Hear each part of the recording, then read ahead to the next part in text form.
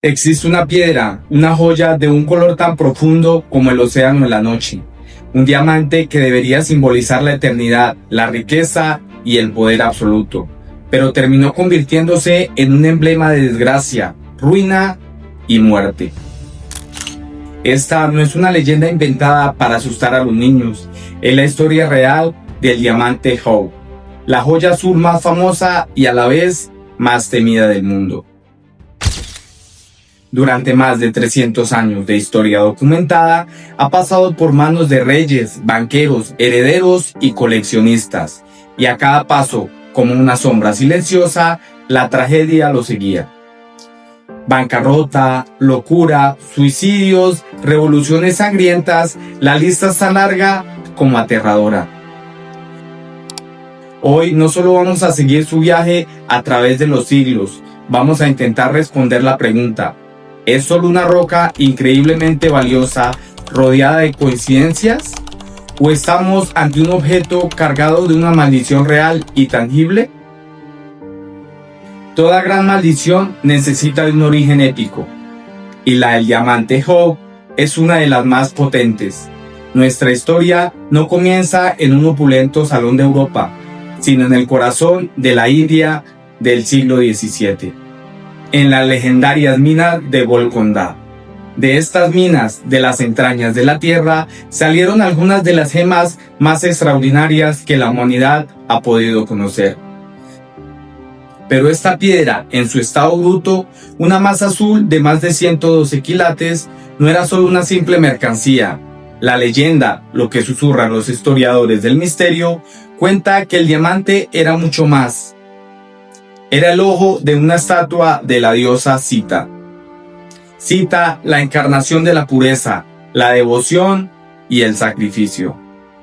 El diamante no solo era una decoración, era la mirada de la mismísima deidad, un objeto de adoración, un canal de poder divino. Y a este santuario de lo sagrado llegó un hombre de Occidente, un aventurero, un cazador de gemas, el más famoso de su tiempo, Jean-Baptiste Tavernier. Tavernier era un hombre que había cruzado desiertos y océanos, un hombre que sabía reconocer el valor de una piedra en bruto, pero según el mito, en su ambición, ignoró por completo el precio espiritual. La leyenda cuenta que Tavernier, cegado por su codicia, profanó el templo y arrancó el ojo azul de la diosa de su cuenca. Imaginen la escena, el silencio del templo roto, la mirada de la diosa ahora vacía. Al descubrir el sacrilegio, los sacerdotes del templo lanzaron una terrible maldición sobre la joya, una condena eterna de mala suerte, sufrimiento y muertes violentas para cualquiera que se atreviera a poseerla. Tavernier escapó con su premio y lo vendió al rey de Francia, pero la maldición, dicen, tiene una memoria muy larga. La leyenda popular, la que adorna los libros sobre el diamante, asegura que poco después la fortuna de Tavernier se evaporó y que después de un gélido viaje por Rusia fue atacado y devorado vivo por una manada de perros salvajes. Una muerte brutal para un pecado brutal. ¿Pero esto es cierto? La historia documentada, la de los libros, nos dice que Tavernier murió de viejo en Moscú a los 84 años. Pero aquí empieza el juego. ¿Y si la leyenda, aunque no sea tangible, es una metáfora? ¿Y si el castigo de Tavernier no fue su propia muerte, sino haber desatado la desgracia sobre todos los demás? Porque al vender el diamante no solo se deshizo de una piedra, se deshizo de una maldición, pasándola al siguiente. Y el siguiente dueño era un hombre más poderoso de Europa. La maldición ahora tenía un escenario real. La joya llegó a la corte de Luis XIV, el Rey Sol, el monarca absoluto, el centro del universo europeo. Fascinado por su color único y un tamaño colosal, ordenó que la retallaran. Fue un acto poderoso, borrar su pasado indio y renacer como un símbolo francés. El joyero de la corte, Jean Pitou, trabajó durante 2 años para crear una obra maestra, el diamante azul de la corona de Francia, una gema triangular de 67 quilates. Imaginen el diamante en el epicentro de la opulencia de Versailles. colgado del cuello del rey en una cinta de oro, reflejando miles de velas del Salón de los Espejos, mientras la nobleza bailaba y conspiraba, ajenas al hambre que crecía fuera de los muros del palacio. Durante un tiempo parecía que el poder del Rey Sol podía mantener a raya cualquier maldición, pero la piedra es paciente y empezó a cobrar su precio, eligiéndola a las víctimas preferidas de su trono. Nicolas Fouquet, el superintendente de finanzas del rey, un hombre que amaba el lujo tanto como el propio monarca.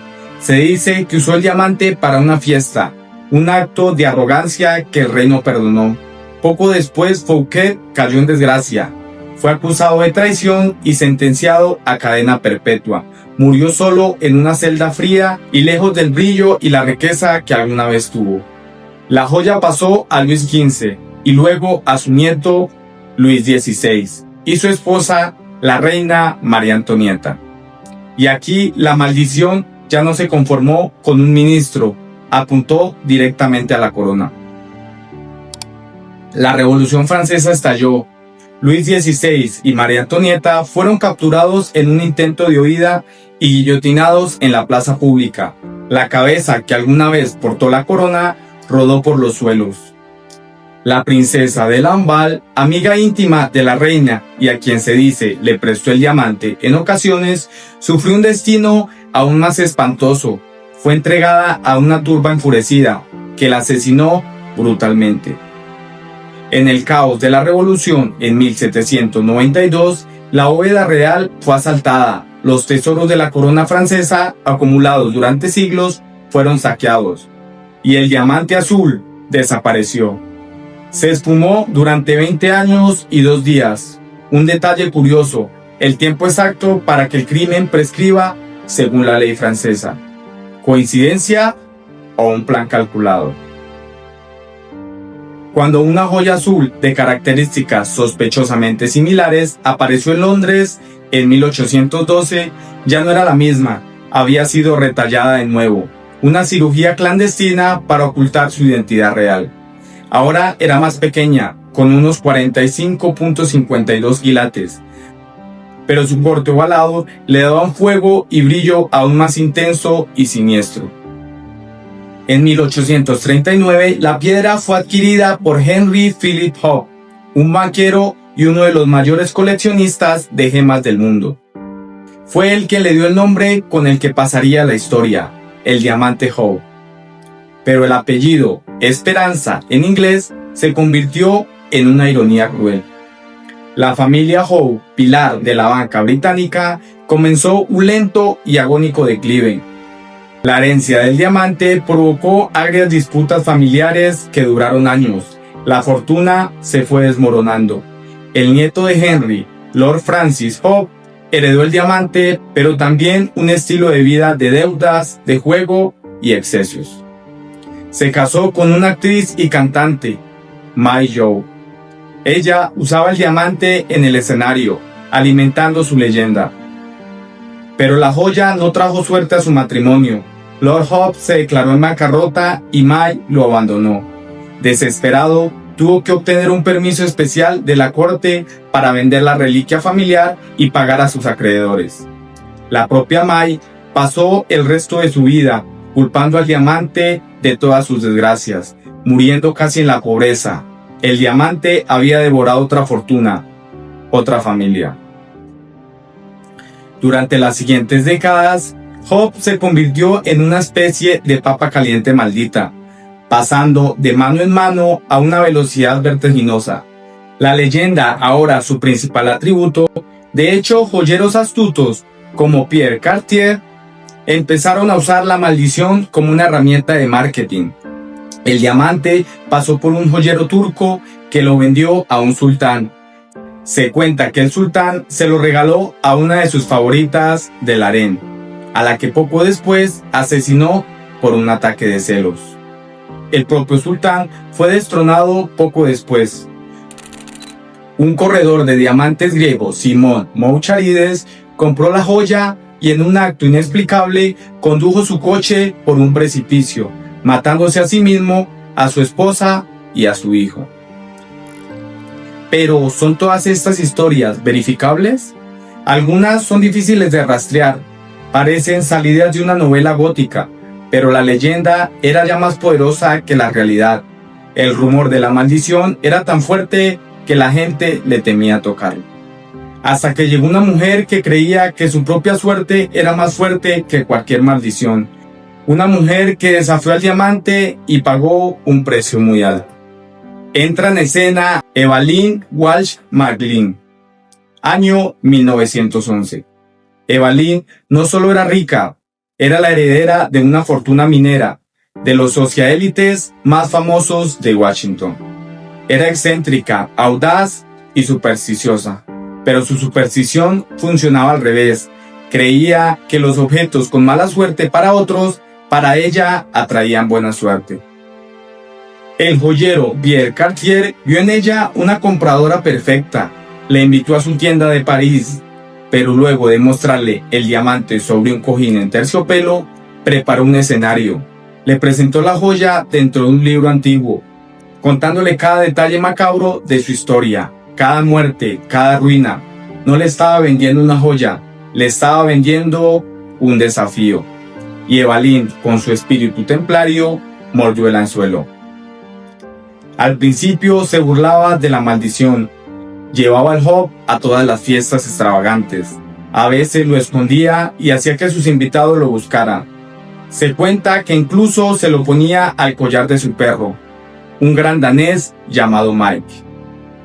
Hizo que un sacerdote bendijera la joya en una iglesia, intentando purificarla de su pasado oscuro. Pero el diamante no se dejó purgar, y la tragedia comenzó a golpear la vida de Evelyn, una y otra vez, con una crueldad metódica. Primero murió su suegra, que siempre desaprobó la compra. Después, la tragedia más inquebrantable. Su primer hijo, Vincent, el niño del $1.000.000, murió a los 9 años en un absurdo accidente de coche, atropellado justo frente a su casa. El corazón de Evelyn nunca se recuperó. Su esposo, Edward Ned McGlynn, el heredero del imperio mediático que incluía The Washington Post, la abandonó por otra mujer, cayó en un alcoholismo profundo y su comportamiento errático lo llevó a ser declarado mentalmente incompetente. Murió solo, internado en un hospital psiquiátrico. El periódico de la familia, el prestigioso The Washington Post, se declaró en bancarrota durante la Gran Depresión. Y finalmente, como un eco de la tragedia anterior, su única hija, Evelyn, fue encontrada muerta a los 25 años por una sobredosis de somníferos. Evelyn Walsh McGlynn, la mujer que desafió la maldición, murió en 1947. Sola, endeudada y habiendo enterrado a 2 de sus hijos, llevándose el diamante Hope hasta el final, negándose a venderlo, como si estuviera encadenada a él. Tras su muerte, sus joyas tuvieron que ser vendidas para pagar sus deudas. El diamante maldito estaba libre de nuevo. El comprador fue el célebre joyero neoyorquino Harry Winston. Winston no era supersticioso, pero era un genio del marketing. Durante casi una década exhibió el Hope en su corte de las joyas, una exhibición itinerante que recaudó fondos para la caridad. Parecía que el diamante por fin estaba haciendo algo bien. Pero Winston sabía que una joya con esa historia no podía tener un dueño privado. En 1958 tomó una decisión histórica. Donó el diamante Hope al pueblo de los Estados Unidos, enviándolo al Instituto Smithsonian en Washington. Y la forma en que lo envió es la ironía final de esta historia. No hubo camión blindado. Harry Winston metió la joya de valor incalculable en una simple caja de cartón marrón y la envió por un correo postal registrado. El viaje le costó $2.44. Desde ese día, el diamante Hope descansa en una vitrina de cristal blindado. Y curiosamente, desde que se convirtió en un objeto público, la maldición parece haberse detenido. ¿Se calmó al ser entregada al pueblo? ¿O simplemente está esperando lentamente detrás del cristal? Pero entonces, ¿qué es el diamante Hope? ¿Es una maravilla de la geología o un artefacto maldito? ¿Una historia de coincidencias trágicas o la prueba de que hay fuerzas que no entendemos? Probablemente la respuesta racional sea la correcta. Pero es imposible mirar ese trozo de carbón cristalizado, ese ojo azul que ha visto caer imperios sin sentir escalofríos. Es imposible no pensar en María Antonieta, en la familia Job, en Evalín y en todos los que cayeron antes de que la joya terminara su viaje tras un cristal. El diamante Job nos enseña algo muy poderoso, que a veces el precio de lo más brillante no se paga con dinero, se paga con el destino. Y ahí sigue, en el silencio del museo, observado por millones, pero sin pertenecer a nadie, como si la calma de su retiro final escondiera la memoria de toda la tormenta que alguna vez desató. Hay objetos que guardan historias, y hay historias que nos obligan a cuestionar la realidad. ¿Ya conocías esta historia y todo el desenlace? Si te gustó este video, no olvides ayudarme con un like y suscribiéndote al canal para seguir creando contenido de este tipo. No olvides que te leo en los comentarios.